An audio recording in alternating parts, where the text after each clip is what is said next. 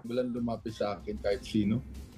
In fact, I'm a bit surprised but bakit walang lumalapit sa akin.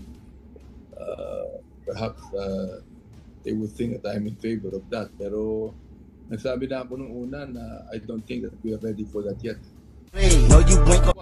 Wala na tayong panahon. We just have 10 session days.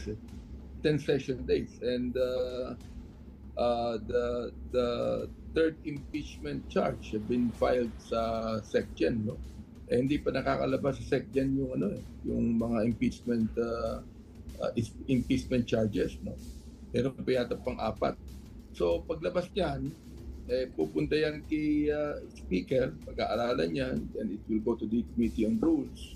Pag-aaralan uli yan, it will go to the Committee on Justice. May debate pa yan sa Committee on Justice. So in reality, wala na eh.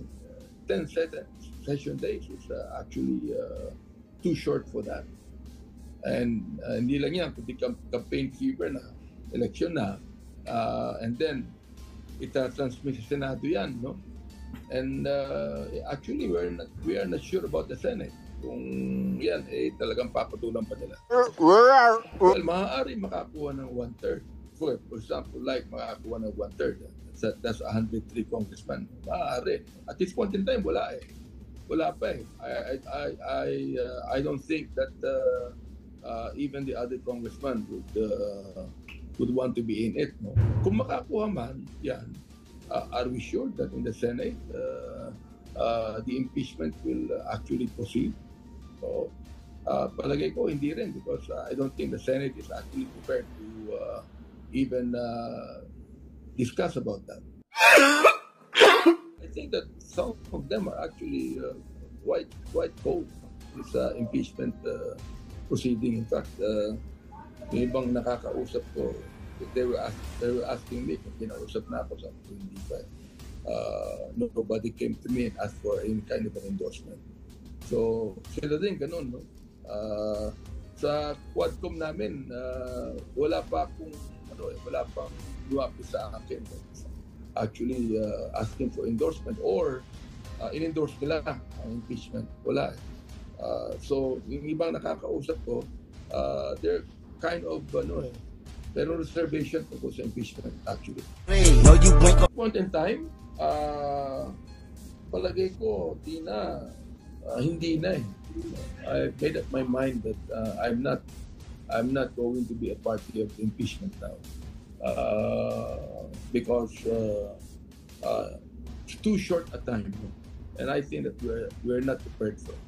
Well, I'm actually anti-corruption, but the thing is this, anyway, meron ng mga I think that DOJ is now investigating that. Mas maganda kung halimbawa kasuhan na muna sa DOJ yan, investigahan muna ng NBI yan, and then meron pa naman tayo every year, no?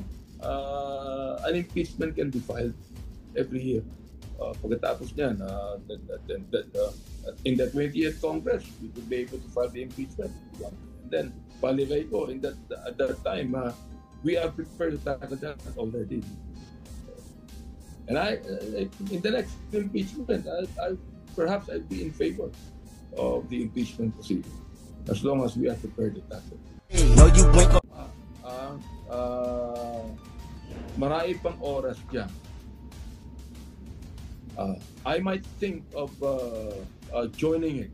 No? Marami pang oras because nakita naman natin ang investigation na ginawa ng Committee on Good Government. Talagang kinakailangan.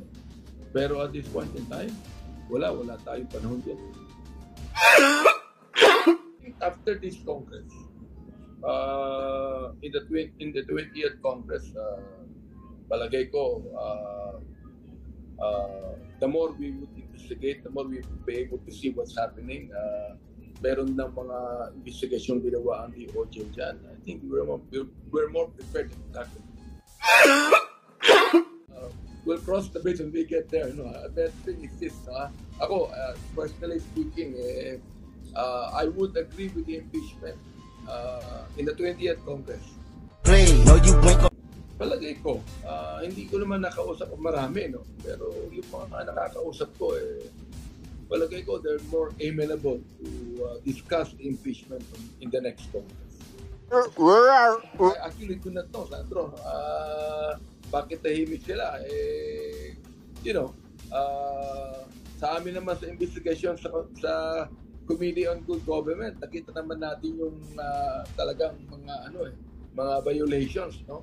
So, I think it's this, ang sa akin lang, why do we have to be in a hurry? No, yun ang tanong ko, why do you have to be in a hurry? Okay? We can investigate more, to be able to be more sure. In the 20th Congress, we can be more sure of the impeachment. Rather than today. Paano ko ba masasabi yan? No? I still don't know kung dead na yan. Although sa akin, the timeline is actually too short. Yun lang sa akin. As my discussion with some congressmen is concerned, ito, passing lang naman to para bang tinatanong ko lang, no? I think in a way they're cool about it. They're not yung bang pwede kong tawagin, we have some reservations. I think ba siguro mga 1 or 2 of them are party. Palang simula na nag-file ng first impeachment ng Makabayan Bloc. In fact, I could be able to say this. I talked even with Congresswoman Franz Castro on this. Sinabi ko, I still do not know if I will support the impeachment that we have filed.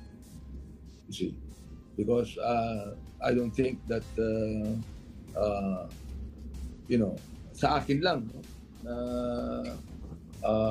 there are some congressmen that are actually very active about this. Kasi makikita mo naman kung kung talagang gusto ng mga congressman Diba? I mean, in a way, talagang ako lang, sa akin lang. I have some reservations with that. Talagang factor yung malapit ng election. I do not think that the ink rally is a factor to it. In fact, I would say that the impeachment will not proceed just because the ink rally says no. Diba? I mean, I think that we ought to give credence to every congressman's decision not to pursue with the impeachment. Might be. No? I'm still looking into it. Talaga may impact. No? Although, syempre, if we will have to make a decision not to proceed with that, ayaw naman namin sabihin na it's because of the ink rally. Siguro may impact yan, may effect yan sa amin, sa mga congressmen. Politically speaking. Actually, I doubt it. Although ako, I'm very happy about the peace rally of the but I would even think that if there is really a valid reason for the impeachment, why not? But no, sabi ko nga, in the new Congress, if I win in the new Congress, then I will actually perhaps support the impeachment. Every year naman pwede mo file impeachment. Although syempre yung para bang the momentum has decreased, no?